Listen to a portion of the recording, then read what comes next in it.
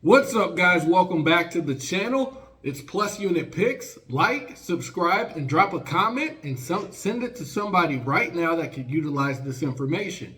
We are back, and it's another MLB card, so stay locked in. Real quick on the recap, keeping it completely honest, our last free plays from the Western Conference Finals Game 7 were a bit of a letdown. We went 2 of 3 on those plays, so the picks were there, the results just did not go our way, right? So that's variance. We're going to own it and move on. Tonight, we're shifting completely to baseball.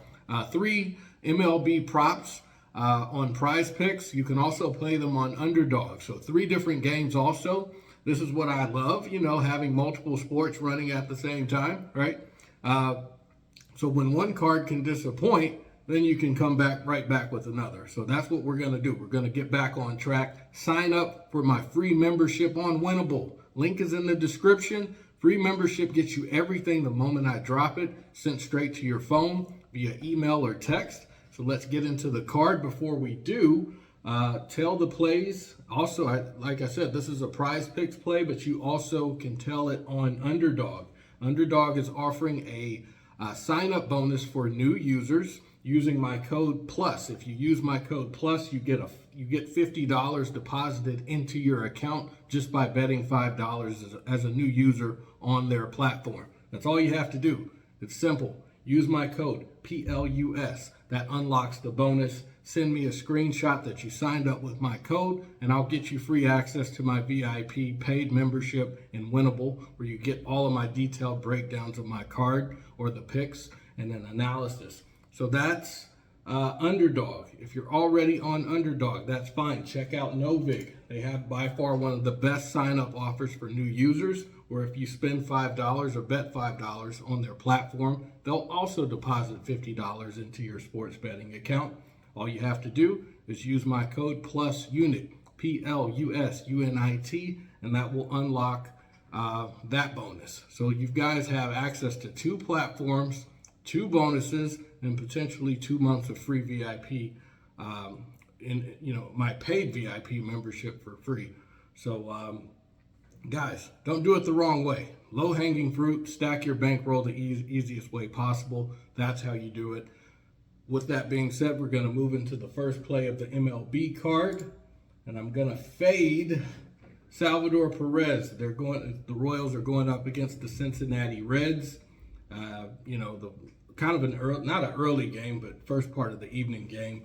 I'm going to fade Salvi on hits, runs, and RBIs. Salvi, I love the guy. He's one of my favorite catchers of all time, one of the best catchers of all time, but he's he's kind of on a slump. Maybe he's on the decline. He is 36 years old, so here's why. Like I said, he's one of the most beloved catchers in MLB history. At 36 years old, so his decline is real, and the numbers prove it. He's batting just .211 with a OPS of .595, and he's shown notable offensive decline with a sharp drop in barrel rate and bat speed this season. So he had a 4-game hitless streak just recently, and his contact quality has dropped significantly from the prior seasons. So they're asking less than 1.5 combined hits plus runs and RBIs, meaning he needs he needs to go quiet pretty much for the night at the plate for a 36-year-old catcher in the middle of a decline year facing the competent pitching staff that the Reds have. I think quiet nights are going to be happening more and more frequently for Salvi. Sorry, Salvi, So he's on a current cold stretch. We're going to check out the numbers. Over the past 5 games, as I just mentioned, he has not really had much production at the plate. If you would have faded him on hits, runs, and RBIs at under 1.5, you would have cashed all of your tickets, 100%. Over the past 10 games, it's a little bit lower, where you would have cashed 70%, 7 out of 10. That's still a high percentage over 10 games. He did have a hit against the Yankees during this 5-game stretch and against the Rangers during the 5-game stretch, but no runs batted in, and he didn't score any runs himself, so he's not the best base runner anyway, not at this age. Over the past 20 games, if you would have faded him, you would have cashed 65% of your tickets. So 13 out of 20. So that's a pretty high percentage. Going against a pretty good pitcher, too. The Reds have Corbin Burns. Man, he's in Cy Young type form. Maybe I spoke too soon about that. But anyway, Corbin Burns is 7-1 with an ERA of 1.96. Strikeouts, he's averaging about a strikeout per inning pitched. It's going to be a tough matchup. I don't think Salvi has faced Corbin Burns yet at all because, there's no data here. So we're going to check out the heat map. Corbin Burns, his pitch arsenal, he throws the fastball 57% of the time and then the slider for off speed 36% of the time. Looking at the heat map, he's probably going to be throwing the slider to Salvi because, the low and away slider, okay? Because if you look at the heat map, the red section here, that's low and away towards right-handed batters.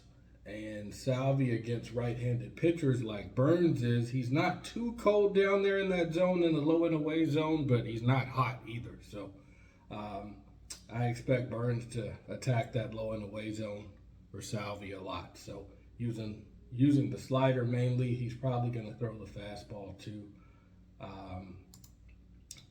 Go ahead and lock that in. We're going to move over to the second pick, and that's going to be Jacob deGrom. So we're going to move over to the pitcher, and this game is the Rangers versus the Cardinals. Jacob deGrom, he was a Cy Young winner, I believe, more than one or two times, if I'm not mistaken. He was one of my favorite pitchers at one point. I love to bet on the guy. We're going to actually take him on the under. We're going to bet on him on 4.5 hits allowed. I don't think the Cardinals have what it takes to get a hit off of him more than or 5 times or more. I just don't see it. deGrom is on a bit of a cold streak, okay? So there's some nuance to this, right? The thing about the recent bad stretch for deGrom over the past 5 games, you have to look at who he struggled against before you fade him completely.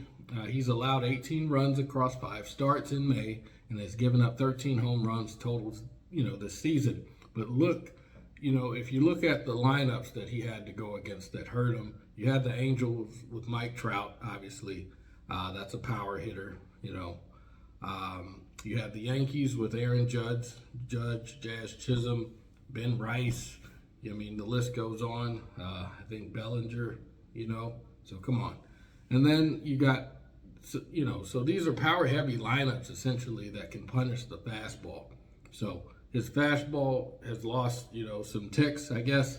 But the Cardinals that he's facing, tonight, they're sitting at 27-29 on the season, a below-average offense with no elite power threat at the top of their order. So this is not the same caliber of lineup that has been teeing off on deGrom in May. The Cardinals ranked in the bottom third of the league in runs scored, and their contact quality against elite velocity has been inconsistent all season. deGrom did bounce back with a quality start against the Astros just last week, showing that he still has the ability to lock in against the right opponent. So the Cardinals are the right opponent when deGrom faces a lineup without elite power and without the ability to punish his elevated fastball. His strikeout stuff still plays, and hits are limited. So 4 hits or fewer against the below-average Cardinals offense is very realistic for me. I'm going to check the numbers real quick. Against, not quite against the Cardinals per se, but as far as, like I had talked about, deGrom over the past 5 games, he had that, he had those power lineups that punished him. So he was, he only got, looks like 5 runs, 6 runs, and 7 runs against the New York Yankees. So come on, that's the Yankees with that lineup. Get out of here. It's a big money lineup. So the Cubs and then the Astros, he was able to hold them to, below 5 runs. Over the past 10 games, actually it's 60%, so that's a bit higher over 10 games. If you would have basically took the under on hits for him, you would have cashed 60% of your tickets. That's a pretty strong percentage for me. And then over 20 games, it's also at 60%. So not too bad. DeGrom likes to throw the fastball, the slider, and then a few off-speed pitches, of course, outside of the slider. But mainly his off-speed pitch is the slider. Let's see. There's one stat line I wanted to look at here. This one right here.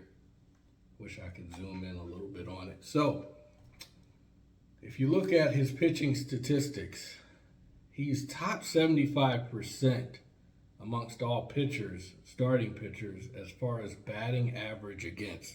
So what that measures, what that statistic measures, is the balls that are hit, that are in play. I'm sorry, not in play, but basically balls that are batting appearances where it wasn't a sac fly or a walk or, something crazy like that. Essentially where they're hitting the ball, he's in the 75 percentile as far as the batting average allowed. So that's pretty strong. And then the second stat line here is batting average for balls in play. He's even higher at 8 in the 85 percentile regarding the batting average at .245. His strikeout percentage is still high, right at 29.4. So, he's top 93 percentile amongst all pitchers. And then the only red flag is the hard percentage, which is 39.1. He's bottom 9 percentile.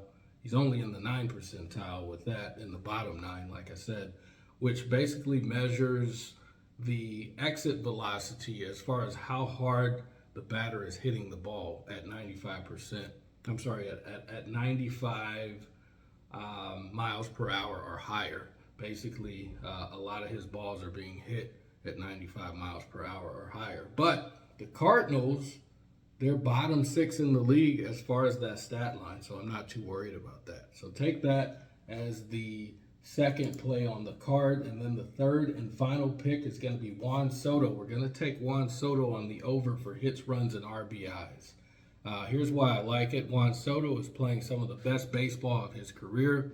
The guy's superstar. He's a superstar level talent. We all know what he can do. This is well within his range. So his 2026 WOBA is, it's pretty elite at .413 with an 18.9% barrel rate. So those, like I said, those are MVP caliber like numbers. He just homered in his most recent game to help snap a 5-game Mets losing streak, and he's clearly locked in at the plate. Even on the Mets' worst offensive night, Soto still finds a way to contribute. So his walk rate alone gives him extra plate appearances, and his power means one swing can cash the number immediately. So his exit velocity is 92.8, his hard hit rate of 48.8%. So he's hitting the ball as hard as anyone in the league, and more than 1.5 hits plus runs and RBIs. It's definitely achievable for him based upon the streak that he's on. We're just going to look at the last 5 games. Look at that, 100%. Like I said, the guy's playing out of his mind at the plate. If you would have taken him on hits, runs, and RBIs on the over, you would have cashed 100% of your tickets. Over the past 10 games, it's at 80%, 8 out of 10. And then over the past 20 games, it's at 70%, 14 out of 20. So he's averaging over the 20-game stretch 2.95 hits, runs, and RBIs. The median is 3. The median is 4 on the 10-game stretch. And then over the 5-game stretch, the median is also 4. So the guy's absolutely hot. He's going up against Hancock, a right-handed pitcher. And actually, the 2 plate appearances against Hancock, that's the only, I would say, red flag. He did have an RBI, but he hasn't gotten a hit. So I think that changes tonight. I really like this. And then also Soto against, Hancock's a right-handed pitcher, and Soto is hitting at a higher, or at a high, I should say his average, his batting average is higher almost by 10% against right-handed pitchers versus left-handed pitchers. So lock that in, guys. That's going to do it. That's going to be the third and final pick. We're going to summarize it. I've got Salvador Perez. We're going to take him on the under for hits, runs, and RBIs. And then I've got Jacob deGrom. We're going to take him on the under at 4.5 hits allowed. And then I've got Juan Soto. We're going to take him on the over for hits, runs, and RBIs at 1.5. That's going to do it, guys. Don't forget to check out Underdog. If you're already on PrizePicks, check out Underdog. Tell the plays on there. Use my code PLUS. Also look at Novig. Use my code PLUSUNIT. Send me a screenshot and let me know you signed up with my code. But that's going to do it, guys. I wish you guys the best of luck. Let me know down below in the comments what you like versus what you didn't like versus what you're going to tell or fade. And I'll talk to you guys in the next one.